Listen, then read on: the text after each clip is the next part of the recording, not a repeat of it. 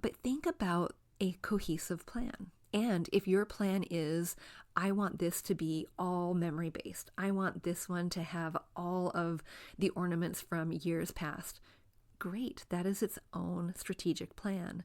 But what are you bringing out then that is going to be adding to that look? Or are the things that you're bringing out those sentimental pieces that they just need to be out because that's how we've always done it?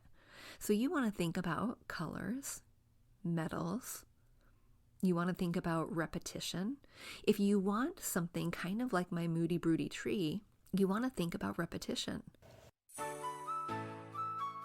We grew up with the phrase, home is where the heart is, but our culture has shifted and now the message is, home should be Pinterest perfect. I'm calling BS on that message. Home, it's not about the stuff, it's about the story.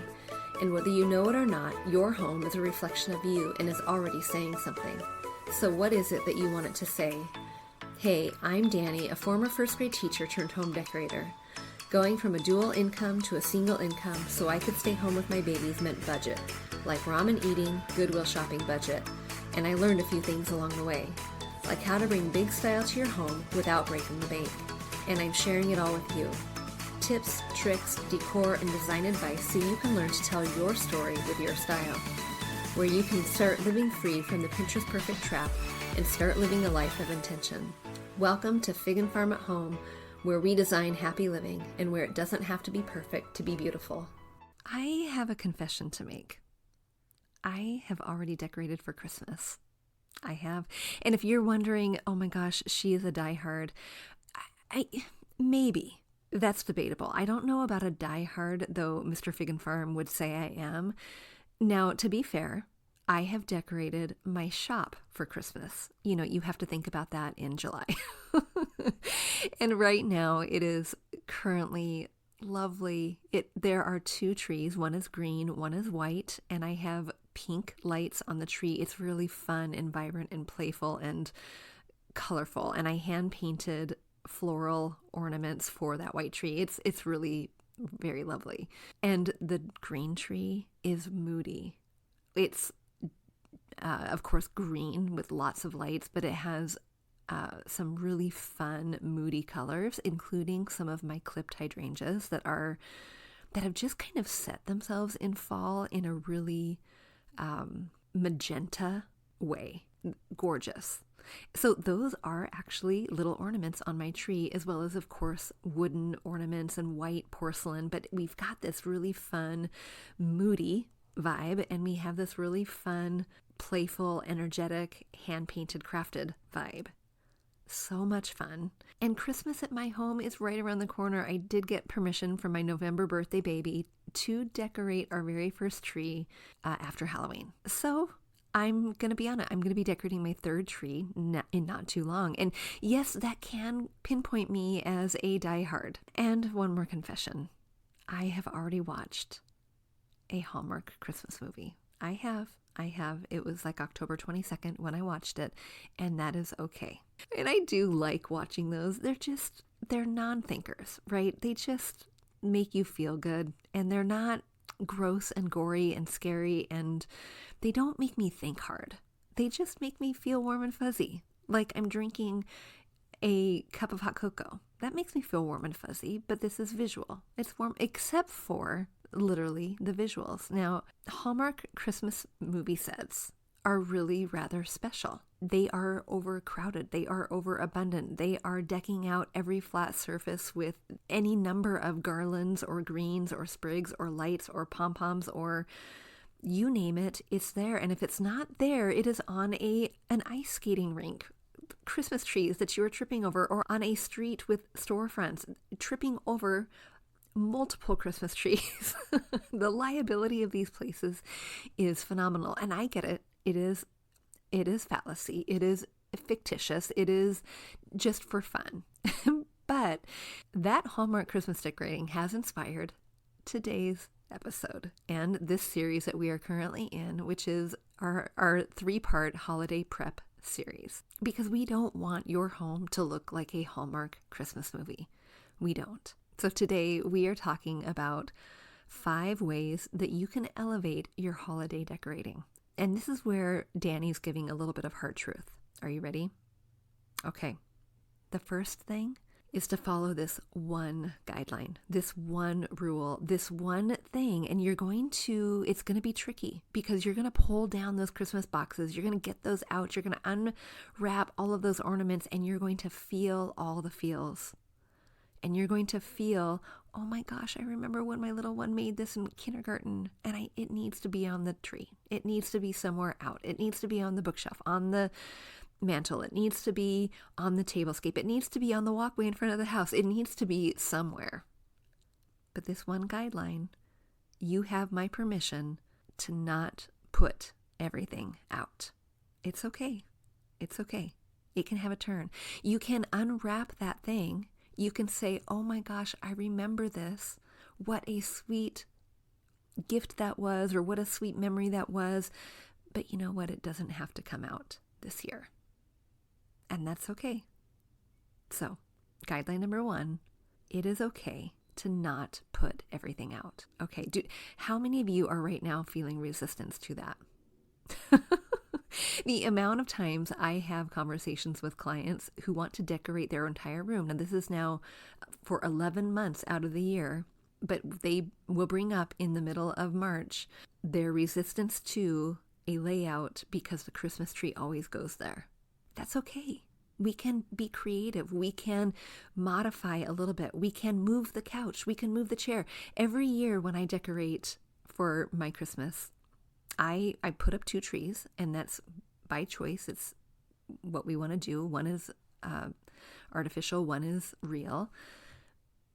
But I have to move chairs. I have to move furniture. I don't have my living arrangement set in stone. In fact, let me just go on a tangent here for a second. When you're decorating your space, one of the things that can kind of get us in a rut quicker than anything else is by thinking that when we are done with a room, we'll say, we are now setting it and forgetting it. That's not the approach. Decorating should be very fluid. And if you follow the example of knowing your aesthetic and then learning how to create a cohesive color palette and those cohesive elements, literally what can happen is that you are able to then move items room to room to room, and it's not going to be a big deal. Decorating should be fluid. It is not a set it and forget it thing.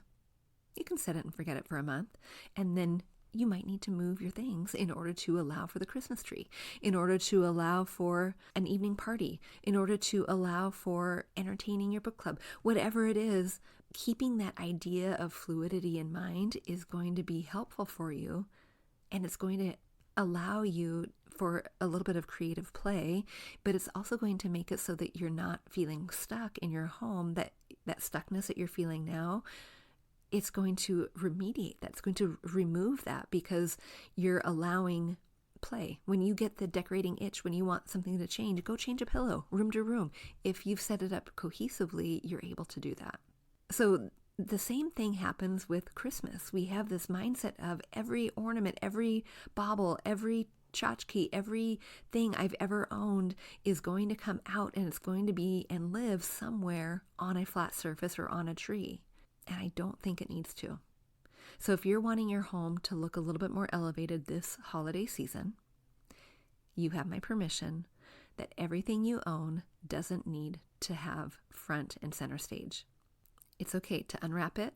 It's okay to look at it. It's okay to remember the remembering.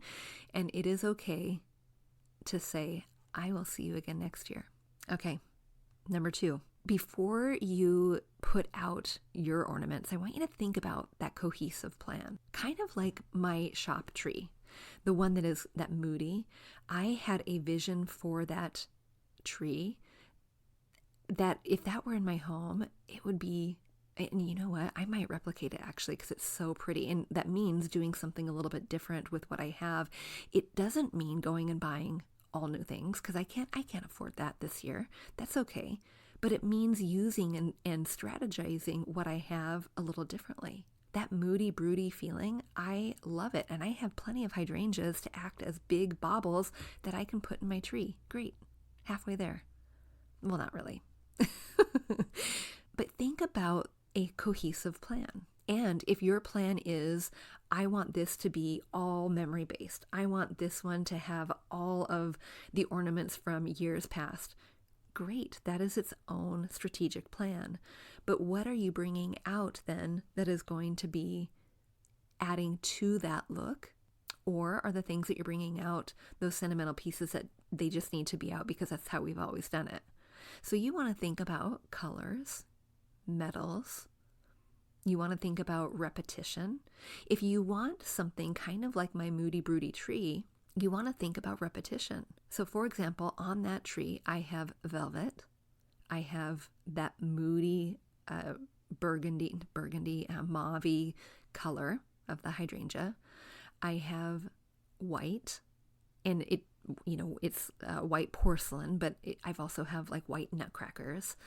I have wood elements. I have brass, and I have any jewel tones. And my jewel tones I'm limiting to those natural greens and burgundies and whites and woods. And I'm keeping it very limited. And now when I bring that and I say, I love it so much, I'm going to bring that home. I'm going to, as I'm unwrapping my ornaments, as I'm unwrapping my baubles, all of the things, I'm going to be checking, do these things, does it have brass? Great, it can be on the tree. Does it have white? Awesome, this is going to be on the tree. Where is the wood element coming in? Oh yeah, I've got those ornaments that have some wood element as well. Textures also, you want to think about textures as well. What are some of those textures that are on that tree that you can just repeat? They don't have to be the exact same, or they could, right? You might have sets of ornaments that are all gold or silver or burgundy or what have you. Great, that will set you up well because that can be a foundation for the other things that you bring in that are, onesies, twosies. But think about your cohesive plan. What is it? All right, the third thing, of course, we want warm layered lighting. And this doesn't just mean on the tree. Yes, we want it on the tree. But we want warm layered lighting throughout your space. I want you to think about 3 sources of light in your room, and we want to go top to bottom, bottom to top. We want 3 layered lights. And if you have, I prefer warm lighting. I don't like the cool lighting. And every year as we put our icicle lights out on the front porch, Mr. Fig and Farm and I have a tussle because he likes cool, I like warm, and I don't even remember what we have currently, but it will be a thing. It will be, because it happens every year, kind of like, where do we put the tree? It goes here every year. It will be a thing. But think about your lighting source and keep it consistent. If you like cool, great. If you like warm, great. That warm Christmas glow that is coming from warm lights. But you already have, if you put up a Christmas tree, you already have one source of lighting in your space. Now, can you think about lighting that is low and lighting that is high? And turning off that overhead light is going to be a bonus. In my room where I'm currently thinking about where that artificial tree goes and that moodiness I'm going to bring in here, we have the Christmas tree. There's one. We have a library lamp on the bookshelf nearby. There's 2. We have, because this is the room where the almost floor to ceiling bookcase is, we have the lights at the top. There's 3, and that's really high. And then nearby we have a couple table lamps. So actually I have 4, but it creates that really warm, soft glow. And then I do have some candles placed strategically on the bookshelf that are not lit, with real flame. You just twist it and they turn on. Lovely, a lovely glow. Now, that doesn't necessarily get turned on every night, but if I'm in the room reading a book, if I'm hosting, then those lights get turned on to create that elevated, warm, cozy feel. All right, the 4th thing you can do to have an elevated look that looks nothing like those Hallmark Christmas movies, you want to think about quality materials. What are those quality materials you have? Every year we pick out ornaments we pick out one ornament for our family, and then we give an ornament for each of our boys so that we can then start building up their collection so that when they have their first Christmas tree, they get their ornaments. They get to take them and put them on their tree. They don't know that this is the plan, but this has been the plan since their very first Christmas. And if you do something like that, as you are selecting any new ornaments, any new textiles, any new artwork, any new anything for your Christmas decorating, think about quality. How is that going to be holding up over time? And can you see the difference between that item and the one that was mass produced that you got off of Amazon last year? Can you see the difference? I'm immediately picturing some things that I have in my current collection, and some of the ones that are really those prized ornaments that I received as gifts over the year, or I got on a trip at some point, and the detail that has been put into these ornaments. And like, I'm immediately picturing this hand-painted round ornament that a girlfriend got me from her trip to Japan, and it is painted red with all kinds of floral on it. But then there's like a raised component to it, and it's not raised paint, it's like raised metal. It's kind of an interesting, intricate design. It's like nothing I've seen before, but it's vastly different than if I were to go to Target and buy the package of 25 and, for $5. Vastly different quality. So as you're selecting, as you're going through and you're unwrapping your things, and if you're wanting to have an elevated look beyond this year, and it's time to now say, I'm blessing and releasing, I'm getting rid of this one, think about that. Because quality items, no matter what they are in your space, are going to have that luxury look and feel, that elevated feel, over the mass-produced ones. When Mr. Fig and Farm and I first got married, one of the sweetest gifts I got was a gift from a mom of one of my girlfriends, and I used to work at her shop in our small town. And they had Christmas ornaments, and she allowed us to go in and pick X amount of dollars worth of Christmas ornaments. And these were, mass produced. They were not high quality.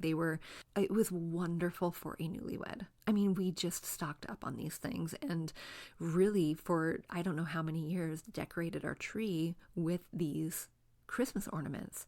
And as we started our own tradition of getting a new ornament each year and getting rid of things, I don't know if I've mentioned this before, but I limit myself to 3 Christmas boxes, storage boxes, because I want to make sure I don't I want to limit the amount of things I have. And what that means for me is I get one new, I might get rid of one. And over time, I have been able to release some of those ones that I first started out with and replace them single by single. Maybe I'll get 2 a year, and of the higher quality items, and that makes a difference. So think about, as you are unwrapping, and there's no sentimental value, think about the quality. I can think about quality materials too, in terms of fresh greens over artificial. And I know how many of us have artificial trees. That's fine. But how can you layer in some freshness within your space? For me, I'm bringing in some snipped hydrangeas. It's going to be so pretty in my space. I'm bringing in green sprigs and putting them in on flat surfaces, putting them in a little bit of fresh water so that I can have that greenery that isn't necessarily an artificial garland. I'm bringing in pine cones. I'm bringing in branches. I'm bringing in things that I've really literally gathered from nature, and sometimes those natural elements equal quality. Not always, but sometimes. All right, and number 5, I want you to think about larger pieces rather than quantity. So, for example, I'm immediately picturing a couch, and sometimes when we are making our spaces cozy, we layer on all the things. We put on the blanket. Maybe we have 2, I don't know, but maybe we have like 15 pillows, and they're all small. But when you can replace some of the quantity with larger statement items, it feels more luxurious. And this, of course, any of these ideas can help elevate your space year round, not just at Christmas. But in this case, think about what Christmas textiles you're adding to your space. How many are you adding? How many pieces of art are you adding? Does something bigger that is better scaled, better proportion for, I'm going back to that example of the couch, does that fit your couch with 3 pillows rather than 8? And when you have larger scale, a little bit more visual appeal there, because it's a larger statement, that can make your space feel and look a little bit more elevated. And bonus number 6, we've already talked about it last week. We've already alluded to it in this first one, which is don't put everything out. But think about what you have currently out that you can just box away for a little while.